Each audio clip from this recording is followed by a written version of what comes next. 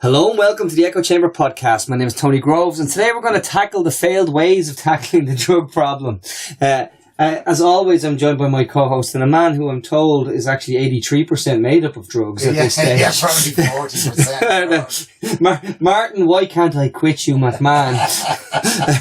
But much more importantly and less flippantly, we're delighted to be joined in the Tortoise Shack by CEO of the Harm Reduction and Drug Rehab Service, Anna Liffey, activist and our favourite working class voice for what's actually happening is on the ground, because we've spoken to Tara Deasy and we've spoken to people who know what it's like. But I've seen some videos of yourself, Tony, and they're great viewing, guys. Tony Duffin. Tony, thanks so much for coming onto the podcast, mate. It's very intimate to be here. Yeah. Thank you very much. Anybody over 6 foot needs rub in this little room, you know. I'm in there. So I'm fine. It's lovely to be here. It's a very relaxed atmosphere. It's a very punk rock operation. Thank you. It's a while since I was called punk rock. But yeah, thanks very much. Well, the chemo took his hair and it never came back. That's true. And we don't have any hair. It's funny because it's true. Oh, God. No, but I suppose, like, first and foremost, the work you guys do, and we have to understand where we if you want to go anywhere, you have to know where you are, where you want to get to, and what you have to do to get there. Okay. So you might give us an idea of where we actually are, because you know we all have this perception, and the public have this perception of people who have drug problems or whatever the mentality is. You know. Yeah. Well, look, it's a drug. The drug issue, you know, you could talk on a number of issues around the drug issue, right? And you could talk, and I was thinking about this, and you could talk about prevention, education, supply control, harm reduction. There's lots and lots of stuff to talk about. But really what we need to talk about in Ireland at the moment is the overarching paradigm, the drug policy that we work within, because we live under, you know, I suppose, drug laws that are related to prohibition, like the Misuse of Drugs Act 1977 is the drug law that informs everything that happens in Ireland, and that has failed. We know now that we have more drugs than ever. We have different types of drugs. They're more potent, and they're cheaper. And I think that if you were to go back to 1977. And to talk to the communities then that were most affected by drugs, because it wasn't right across the country back then, and say, listen, you know, we're going to implement this drug policy and it's going to do more harm. We're going to see more of your young people in prison. We're going to see more young people die. We're going to have more drugs. I think they would turn around and they'd say, go back to the drawing board, lads, and think again. It wasn't intended for this to happen. You know, I think that when you look back at the Dáil debates for around that time in 1977, you find that actually the politicians back then realised, right, that there was drug dealing, which essentially they wanted to deal with the criminal justice system, and somehow they recognised that people with drug problems needed help, right? That some crimes were really being committed because people had a drug problem. And they recognised that. But something went wrong. So we now have, I think it's 12,211 recorded incidents of possession last year. So that's one of the reasons why I talk to you about, you know, this idea of possession, this idea of decriminalising drugs, having a discussion here perhaps about, you know, prohibition, legalisation, decriminalisation, what's it all about and where are we going to go? But we had all these thousands of people criminalised because they were caught with small amounts of drugs. And their lives now are impacted upon, many of them, if they've been convicted. Many of them might get the Probation Act, right? But still, that will come up on your Garda clearance forms. Yes. Their lives are impacted upon later on when they look for jobs and asked to make declarations, or when if they want to travel to the US, they can't. Okay, so these predominantly young people that are getting arrested are having their life opportunities hugely impacted upon, and my colleagues, me and the likes of other NGOs and civil society organisations like Citywide and Merchants Key Island and Peter McVerry Trust, they're just a service, and many more services, civil society organisations in Ireland. We want to see that changed, okay? And do you believe that the situation as it stands is perpetuating the problem? It's when people are arrested and given a charge at 17, 18 years of age, it locks them out of a system. So they're locked out of one system, and the tendency is to get locked into the wrong system then. Yeah, that's definitely something that can happen. I think that really, yeah, absolutely. It's something that's documented and that people often discuss. And, if you get sent up to prison, quite often you hear people say, well, they go up to prison and they learn other criminal behaviours, yes. Right? And that kind of anecdotal stuff and maybe, and certainly backed up with evidence. I think more concerningly for us is as concerningly is how we use our resources. So if you've got 70% of all drug-related offences last year were for possession, that means 30% were for things like seizures and stuff. Mm. We want to make sure, and other crimes, we want to start directing our efforts towards those. If we're going to work within a criminalised system, and we can talk about that as well. Yeah. We want to move the criminal justice system towards them and let the health side of the house help people with drug problems. You don't have to have a drug problem to take drugs, right? That's another thing to say. Okay, it's not all doom and gloom, but I do think that recreational drug use is still a health issue. You know what I mean? And again, not everybody who takes drugs becomes an addict either. No. That's another fallacy that's out there. Lots of people take drugs and don't become addicts and don't become a problem on the system. Absolutely. I mean, it's probably somewhere in the region of 10% of people who drink alcohol or take drugs get a problem. Yes. Right? That means, and that's often, the argument for alcohol industry to say, why should the 90% suffer because of the 10%? The reverse argument is used in the drugs arena. It's the exact reverse argument. Which brings us to, when you talk about decriminalisation, I heard a very interesting talk by an American senator, candidate, who managed to have his possession charge expunged because this was the kind of a young black man trying to make his way in the world who had found as you said, their life opportunities limited. Because when we say to people, when we hear what the trope is, they made bad choices. Quite often they didn't have any choices really, so they're led in a certain way. And we've seen in Ireland where and they're children, and I know they're teenagers, but a child has maybe gets into trouble for possession, and the school has a zero drugs policy, and then all of a sudden he's expelled from school, and then we start on a path that we're actually instead of actually, as you say, prevention. We're actually forcing them into the wrong channels in these ways. Yeah, I think there's just a better way to manage this, and the Portuguese model is a good example.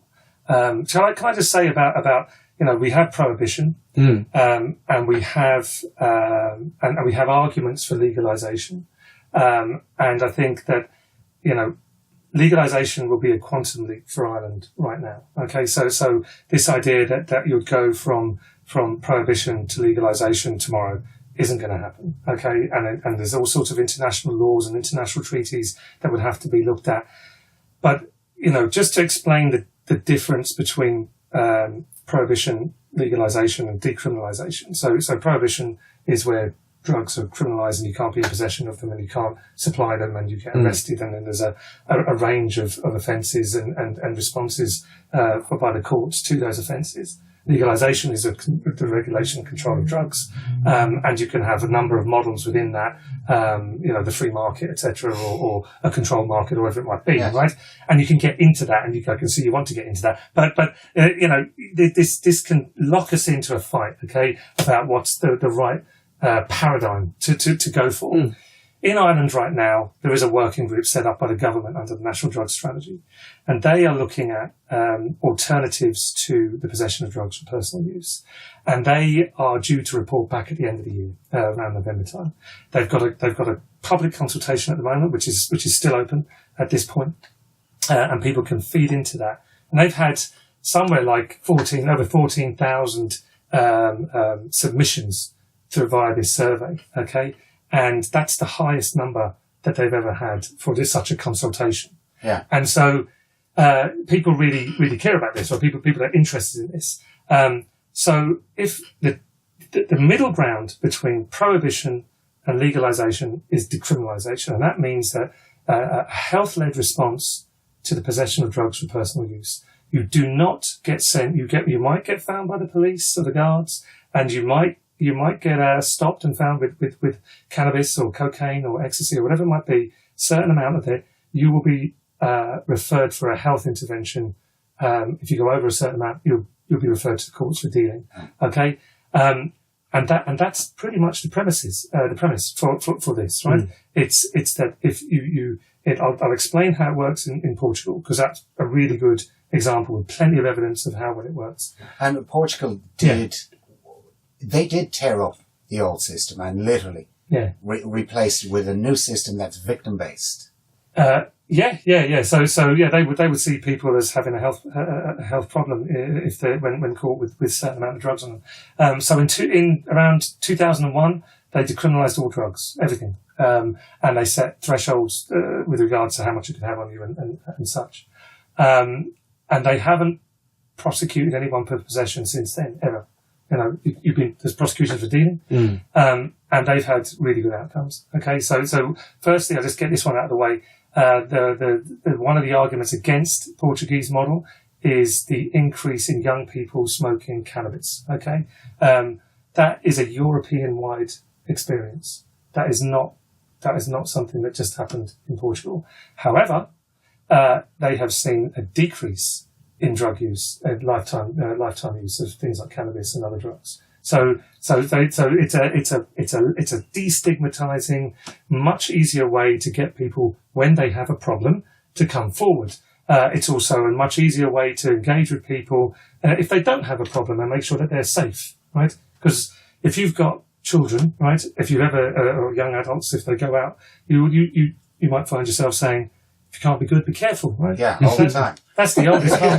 To me, that's the oldest harm reduction message in the book, right? Yeah. We want you to go out. We want you to be careful and mind yourself in your beautiful mind and your healthy body. But if you are going to take any risks, please be careful. Do you know what I mean? And that's what the essence of this harm reduction process. They do take risks, and there's no you can't stop. That's the harm reduction side of it. So make sure people are safe. So just to explain, so let's say you're in the street and you're smoking a joint. And the guards are walking past in Portugal, the police are walking past and they smell it. That's not okay either. Okay, so they come over and they'll process you. You'll have that drugs taken off you. You'll get referred to dissuasion committee. And that's one way you could be found. Equally, if there was a punch up in a pub or something was stolen in a shop, it's not a get out of jail card. Yeah. If you're found with some drugs on you, and it's under a certain threshold, you get referred to dissuasion committee, and the theft or the violence gets dealt with in the courts. Yeah. Okay, so that gets dealt with. The parallel process. One side of the house looking to help you, right? The other side of the house looking to make sure that this behaviour is dealt with in line with criminal law, right? So that's that. When you get to dissuasion committee, you go up and you meet someone one-to-one, intimate like this, and you get assessed. Standard assessment form. They assess you, and the assessment tool will tell them in consultation with the person whether that person is considered to be problematic or non-problematic. Okay, and there's if it's problematic, and then that assessment is done, and then you go through to a dissuasion committee. You go in and you sit down with a number of other professionals, and they decide the outcome. The outcome might be a 30 or 40 euro fine, just a small fine, and it could be a first-time offence. And as a first-time offence, it gets there's no more follow-up, particularly if you're non-problematic. Not problematic, right? Yeah. And it gets recorded, and it doesn't stay on your record for life. It's probably held on to for 5 years, and then it gets expunged. Right? It's not a criminal record. It's kind of an administrative sanction. Do you know what I mean? Okay, yeah. It's like a parking fine. Yes. Right. And then if you are considered to have a problematic drug problem, they will offer you treatment and rehabilitation. They will offer you some appropriate intervention. You don't have to take it. You can say thanks very much, but no thanks. but you know that you've had it offered to you and you know you're linked into the services. And then people go. And I suppose the outcomes they've had. So, for example, right now in the Lisbon Dissuasion Committee, they see around 85% of people they see, predominantly the people they see are young people with cannabis, right? And that's because, I suppose, many of the problematic drug users, people with problems around the drug use, are already engaged with the services. So the people you're more going to find getting, coming across the guards are younger people, and cannabis is quite widely smoked. So that's why that's one of the big ones they see. That might be disappointing to people to hear, but to me it's like, but they're getting this health intervention. I've been there. I've seen what it's like, and people get a bit of a fright about having to go up. They're a bit embarrassed, but they also get help, right? And that's as much as the stigma. Well, the folks get involved, and you know, it's a family. Sure. Now, of the 100% of people that go to the Lisbon Dissuasion Committee, only 15% appear back in front of them. That means 85% never come back to them. Right? That's a great record. It's a great record, right? So a lot of positives there. There are other positives in the Lisbon experience, and this is about the whole package, because decriminalisation, it has to be said, is a paradigm. It's a law. It's a way to implement the law. You need social services, housing services. You need health services. You need all those things in place. You've got to have to look without being bad. You have to have that holistic approach. We're going to look across and have these support services. We need drug prevention officers. We need people who are going to offer wraparound services. We like to talk about in this country. But if we had this position where we turn around and we say we're going to do something similar in terms of we were going to let single parents, we're going to have these labour of activation mechanisms, but we were going to have a Scandinavian-style childcare system. And we never bloody introduced the childcare system, and we ended up doing it all arseways. Yeah. So I suppose on the flip side, what you're going to have back is, how much is this going to cost us? Okay, so that's a fair point, and it's coming up a lot, right? It's coming up a lot that we don't have this and we don't have that. I suppose my answer to that is, let's not that the best be the enemy of the good. Okay. What we do now, prohibition is not working. Okay. And we do have health services. We do have treatment services. We do have housing services. We do have social services, but everyone's going to say we've got deficits in all those areas. But so does Portugal. Yeah. Right? No state has the perfect situation. Some are better than others for sure. But we do have services. And I'm sure, and bar any kind of massive recession hitting us caused by Brexit or whatever, right? We will be spending more money in these areas going forward. But if we don't do this, it's not going to have the desired effect in 10, 15 years. They now have, like when we had 348 overdose deaths in 2015, they had 40. Right, but they have 10.5 million people, and we have roughly 4.5 million people, right? But we have 348 in the same year. We have to get those deaths down. On the way over here, I heard Liam Neeson on the radio, right, talking about getting and people going out and swimming, and the message was, let's get these deaths down, right, for drowning deaths.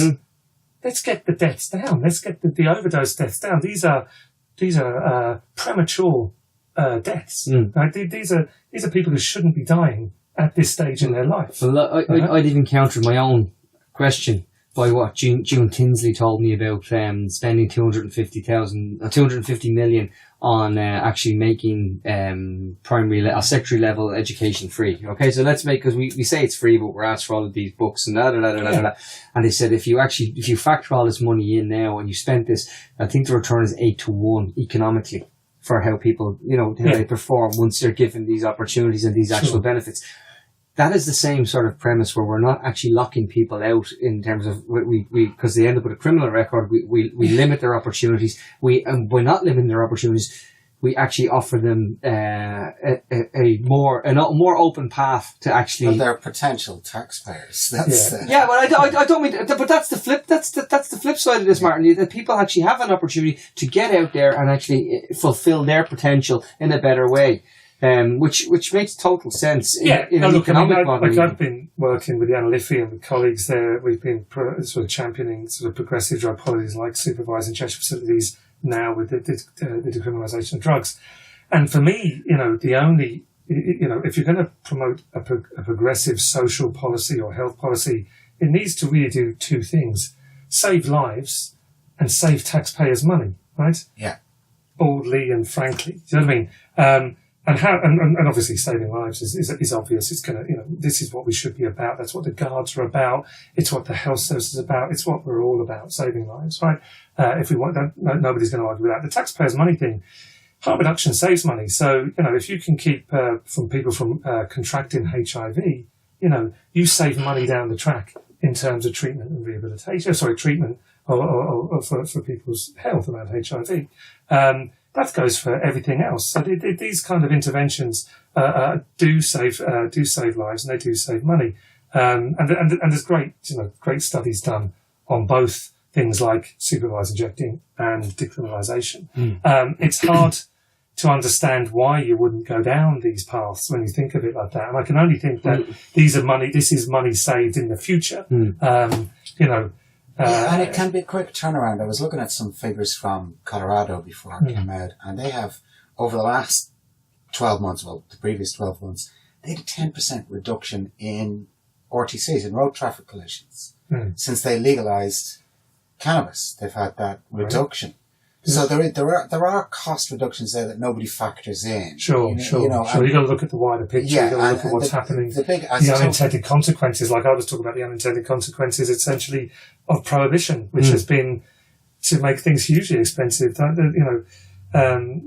If those, as I mentioned to you earlier, about the 12,211 people on recorded possession, that's all in the courts, and perhaps some people go up to prison for a little while, and all that. So it all costs money. Huge cost. Money. I mean, you've 12,000 people per possession. Even if half of them only hit a courtroom, that's 12,000, or that's 6,000 cases a year in a courtroom. That's a massive amount of time, a massive amount of money. And if there was an easier intervention, such as going to see a panel of experts who will sit and talk with you, and that costs money, but it doesn't cost as much money as a court. Absolutely. But when you hit the courts, you're actually hitting a wall that says to you that we've put a blocker in your way. Whereas what you're talking about is saying we may actually open up different avenues to you as supports, or whether it is, as you say, you're not problematic. Out you go. And some people won't take the offer, and they'll go down a certain path, and the criminal law is still there for them. But even if you and if anyone is really dangerous, that is what prisons are for. Yeah. If people are hurting people and harming people, that's what they're for. But my experience of working with people with drug issues over the last 25 years is that the drug use is only part of their life, right? And there's a lot of good mothers and fathers and sons and daughters that are out there with big problems around drugs. And we should have been intervening earlier with them and offering them help and support earlier, instead of saying, that's bad, that's criminal, don't be doing it, because it didn't work. Well, just saying no doesn't work. In the war on drugs, the enemy is the son, the daughter, the mother, the father, the drug user within the house. So you can't be at war with your own family. Sure. I think it was a colleague of ours in the guy who heads up the Dissuasion Committee in Lisbon, Capaz, he said something along the lines of, we didn't end the war on drugs, we ended the war on people, on people who use drugs. Yes. And I think that's an important distinction. And a lot of people who are sort of doing this lobbying and advocacy work because it's important to explain to people why you want to do this, are not talking about decriminalising drugs, but decriminalising the person. The drugs remain illegal, but the behaviour is decriminalised and people get help and support. If we were to decriminalise drugs tomorrow morning, what would happen? You wouldn't feel any different. You wouldn't see, the world wouldn't end out there. You probably wouldn't notice a whole lot of difference. I bet you it'll start raining. Yeah. It'd be greater. But give it time. We would start to see with the interventions in place, with the health services in place, and we know we need to improve. But you'd start to see those overdose deaths coming down. You'd start to see stigma reduced. And stigma is a huge barrier for people to come forward. Because good friend of mine recently came to me and talked to me about his alcohol issue, and I discussed it with him. I couldn't help but feel that if it had been a drug problem, he felt so much shame already about the alcohol issue, that if it had been a drug problem, I couldn't imagine where he'd be, because of the stigma, the added stigma of criminalisation of alcohol abuse in this country and alcoholics in this country. We're well used to it in this country. It's not a new phenomenon to us to have people addicted to substances. It's not. Every family in Ireland is affected somewhere along the line by an alcoholic. Our indicators in terms of our EU, the EU drug report is that that almost across the board, Ireland is ranking highly on the negative side of things. Increase in ecstasy, increase in cannabis for young people, high levels of opiate use. Like we unfortunately we take a lot of drugs in Ireland, and we need to manage the situation better because all those people can't be criminals. And you were talking about new drugs that are coming on the scene, and there are new drugs. Yeah. We have the traditionals, we have the coke, we have the heroin, and coke is back in a big way. Yes, yeah. In a big way. Yeah, I went to a meeting there in the European Monitoring Centre on Drugs and Drug Addiction in Lisbon. Well done, you. Thank you. Oh, the EMCDDA. When was that? Last week. And yeah, we were there to talk about cocaine and crack cocaine. And very clearly, with my colleagues from other civil society organisations and law enforcement side of the house, it was stated right across Europe that cocaine is more available, is more potent, purer, and Ireland's experience is exactly the same.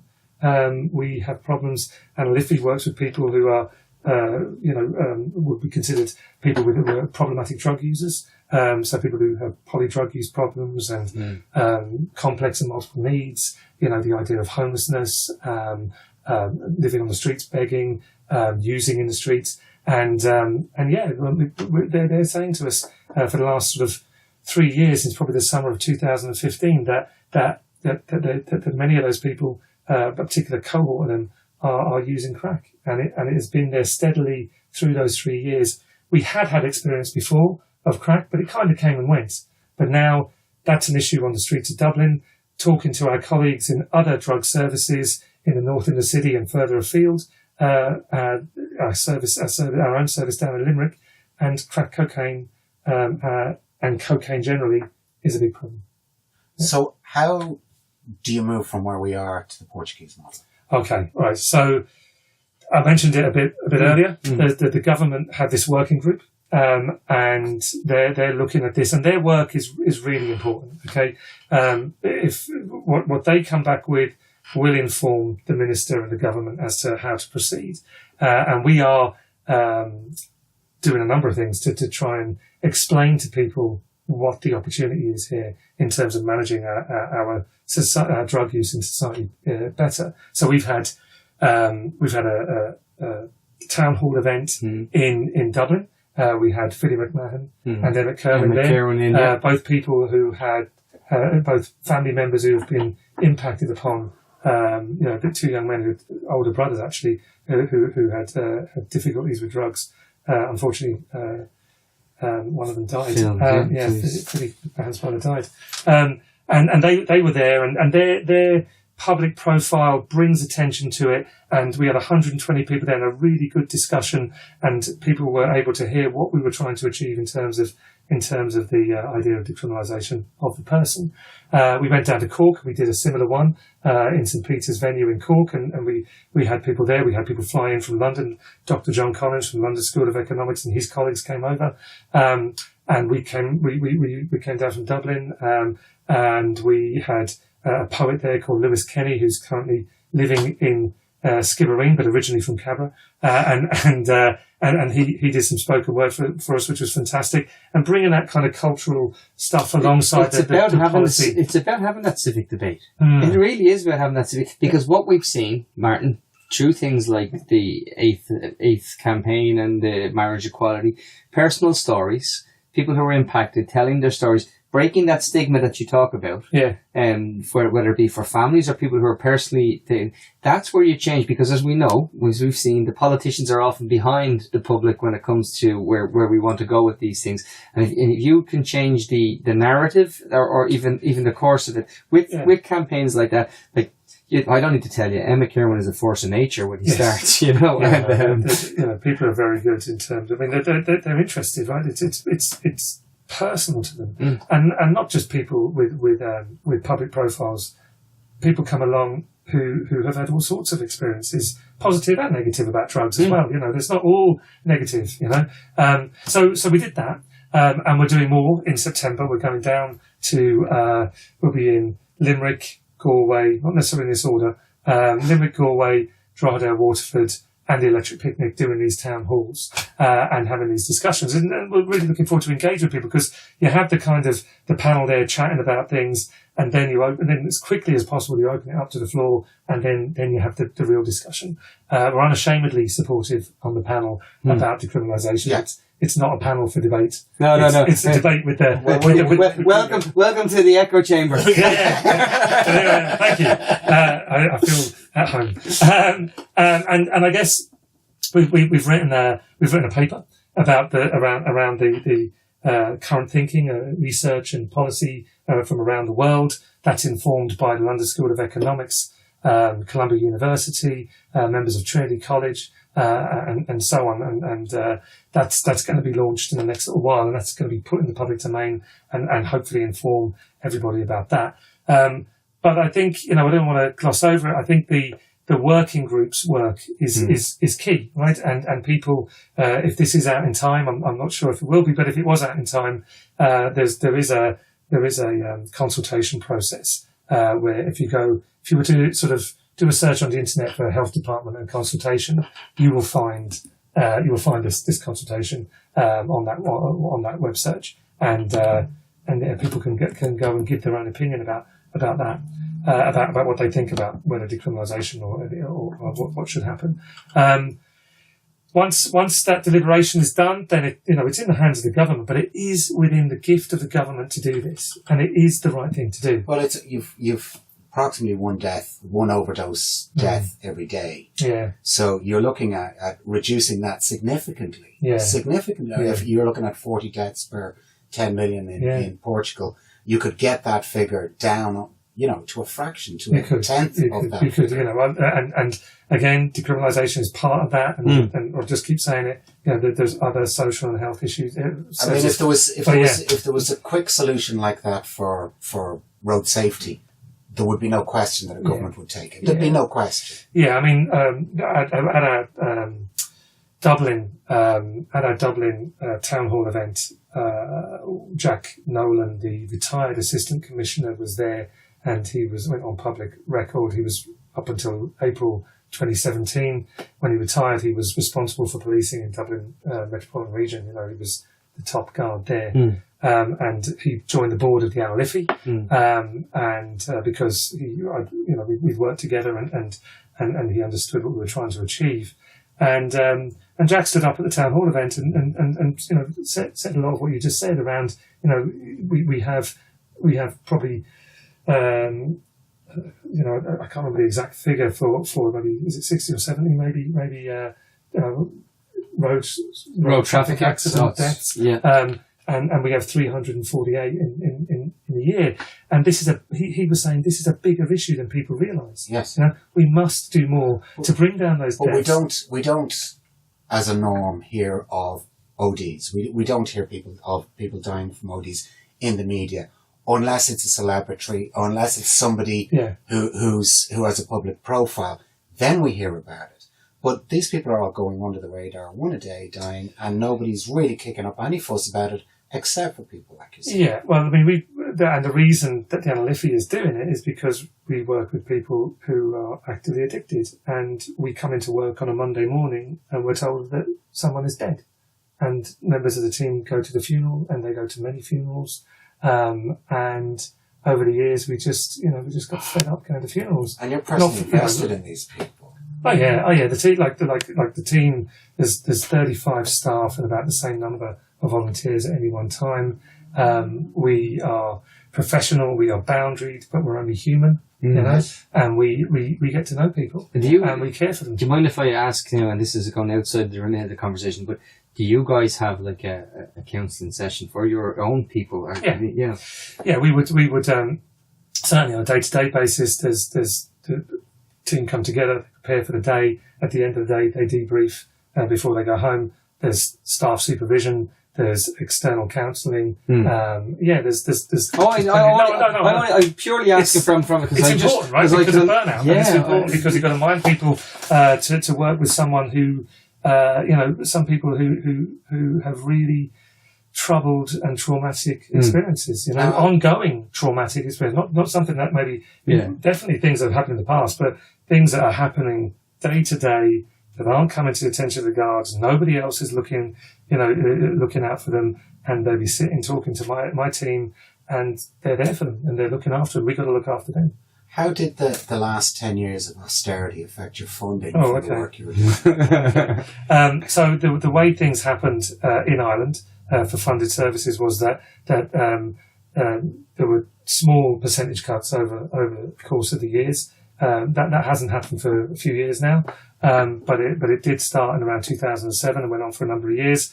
And so certainly for our services in Dublin, we would have seen around 30% of our funding reduced. That's the existing funding. Yeah.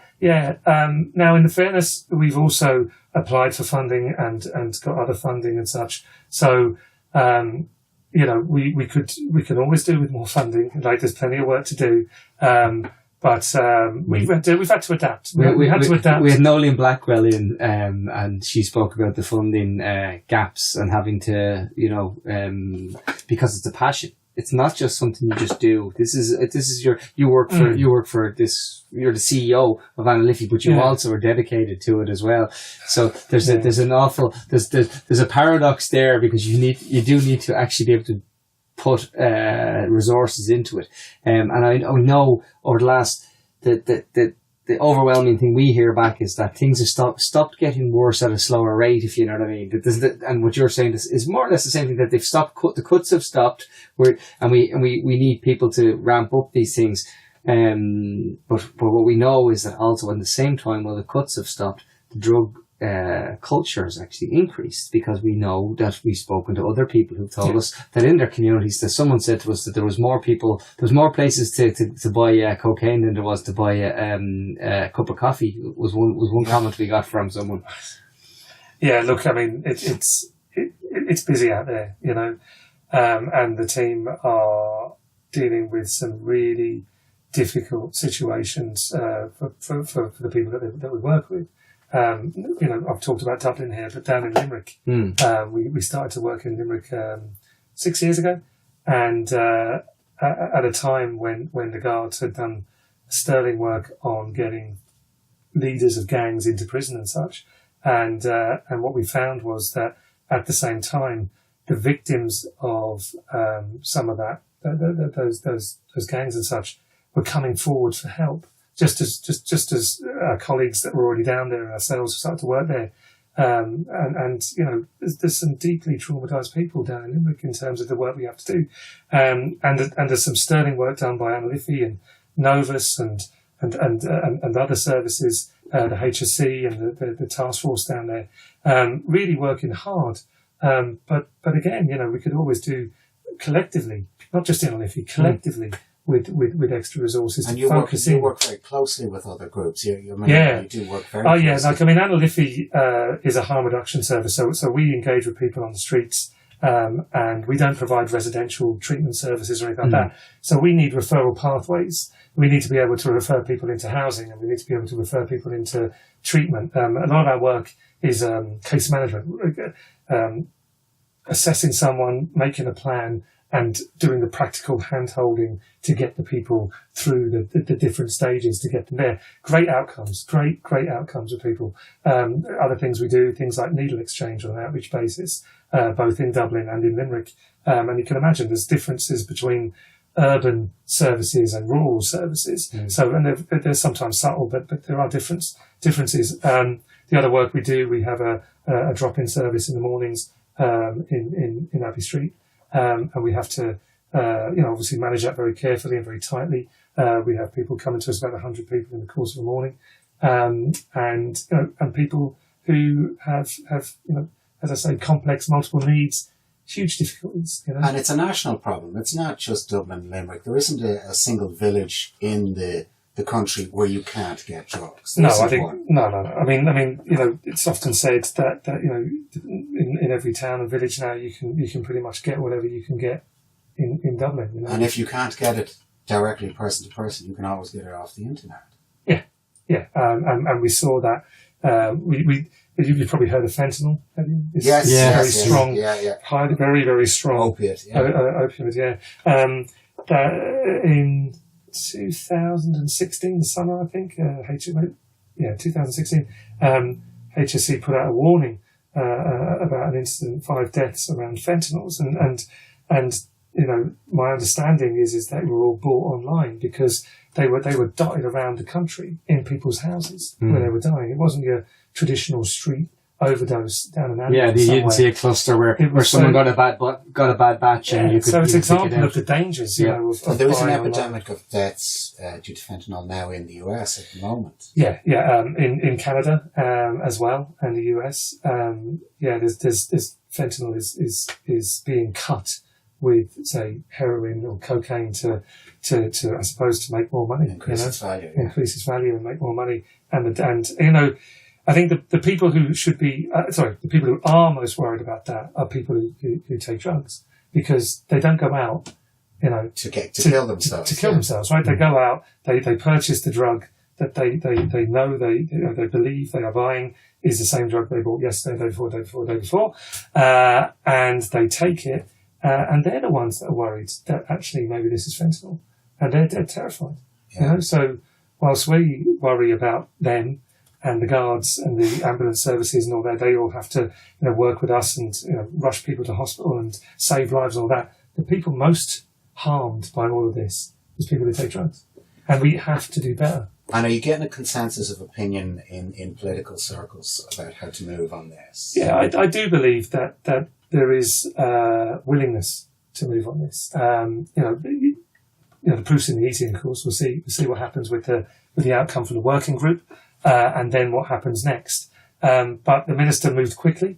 Once after the summer recess, the working group was initiated in November. The working group is looking at alternatives to possession of drugs for personal use, and are to report back within 12 months. So that's quick. That is, in Irish terms, that's quick. That's quick, right? In fairness to them. And then, in the end of 2015, there was a cross-party Oireachtas committee that reported back. David Stanton, TD, led it at the time. He's now junior minister for the Department of Justice. But back then, he was chairing that particular cross-party Oireachtas committee, joint Oireachtas committee, and Shannon and TDs. And they came back, they went to look at the Portuguese model, and they came back supportive. They never used the word decriminalisation because it confuses people, I think. That's why they use it. They talked about a harm-reducing, a rehabilitative approach to drugs, the possession of drugs for personal use. That's more confusing. It's the same thing. It's the same thing. Decriminalise the person, right? And they came back supportive. So when you look at it, that's a cross-party. That was Fine Gael, Fianna Fáil, Labour, etc., independents, coming back saying, writing a report, and so it's online, and it says, yes, we should be considering this very strongly. Then the National Drug Strategy was drafted, and in that there was an action to get a working group together. That was launched last summer, and then November time, bang. So, you've got civil society organisations like Citywide and Anna Liffey Drug Project and Merchants Key, and Peter McVerry Trust and Peter McVerry himself coming out very strongly. You've got a political elite, for a better description, back at the end of 2016, saying accepting that. this, yeah. But so you're optimistic, actually, which is great, and you're optimistic. But it has to be done quickly. And that's it, because the longer that we delay these things, because you're about harm reduction. Yeah. So the sooner we do this, the sooner we stop. And what we have proven that with the Irish people, that if you explain to them what you mean by decriminalisation, they don't have to concern themselves with saying, are we going to have a Starbucks, and inside a Starbucks are they going to have an actual, and by the way, would you like an extra shot of something else in your coffee? We're not talking about legalising drugs. No. See, that's a total, they're pillars apart, poles apart. What we're looking at here is actually, the first thing to do is decriminalise this, where we can actually then make a difference, where harm reduction is actually centred to this. And what you do brings that to the forefront. So it's to your eternal credit that people like you and your organisations, the other organisations that you've mentioned, and the drug prevention officers, and indeed the state, because we're not always very, very quick in here to credit. Well, I kind of think that there isn't a parent in this country that wouldn't prefer if their child was brought to an intervention rather than criminalised in court proceedings. I can't see a parent out there who would say, I would prefer if my child went through the legal system as opposed to my child going through the health system. They'd be mistaken if they did want them to go through criminal justice. I know it was one of mine. Some people talk about what kind of message are you giving young people by decriminalising drugs, okay? When you understand what decriminalising the person or the drug is, not the drugs, the person is, then you realise that, that it's a better way forward, okay? What kind of message do you give young people through the criminal justice system? Oh, that you're a failure and you're gone. That's it. You're written off. It doesn't work. We know that just say no doesn't work. We know that that criminalising possession doesn't work. Prohibition's not working. There's no correlation between how punitive a state is around drug use and possession and the amount of drugs that are taken in a state. Right? There's no evidence to say it increases or decreases. Well, So the drugs problem has to be managed, and decriminalisation is the best management of a drugs problem. Look, we cannot solve drugs in Ireland. Okay, it's too big a problem now. What we have to do is manage it better. Yeah. Okay, managing it better means being clever about how we approach the different angles. If we decriminalise the person and send them off for a health intervention, and the police aren't chasing people for possession, the guards will be able to get to focus on higher up the chain on dealers. In Portugal, what's happened with policing is that they have less possession charges, right? So they don't have, so that they have a fewer amount of seizures, okay? But the seizures they have are bigger, which means they've gone after the dealers. Yeah. Okay. Now, whether you're into legalisation or not, Martin, right? It's not going to happen in anytime soon, that side of things. If we're going to have to work with a criminalised model, decriminalising the person is the way, is what we can achieve soon. I think that's the best way to put it. We need to decriminalise the person. We need to move this beyond where it was back when the original drug legislation was first thought of. And you have an interesting quote actually from Charles High, and I think this one deserves to be. I think this is the nail. I think this deserves to be read out. Okay, so this was at the fifth stage of Dáil Éireann debate, 31st of March 1977. Now, Martin, Tony wasn't even born, and you were 22. I was born, but I was in London. Okay, so and in the Dáil, then spokesperson on health for Fianna Fáil, Mr. Hall, he said, "We have had to try to bring in legislation that would render certain acts punishable, but we have had to recognise that very often people committing these offences are not guilty of criminal activity in the normal sense, but perhaps are people who require medical care and attention rather than punishment." Okay, so 40 years ago we knew what the problem is. Let's tackle it. Prescient. Let's look. Yeah. I think that's a great place to leave it. I think brilliant. All right. Brilliant. Thank you very much indeed. Listen, folks. What I'm going to ask you to do today is actually text SAFER to 50300 to donate €4 to Anna Liffey. It would be great if you could do it. Please do. It's a great organisation. They're doing great work, and you know what? It makes a difference. To hell with everything else. Just asking you, text SAFER to 50300. Thanks for listening, folks. Thanks. Talk to you soon. Bye bye.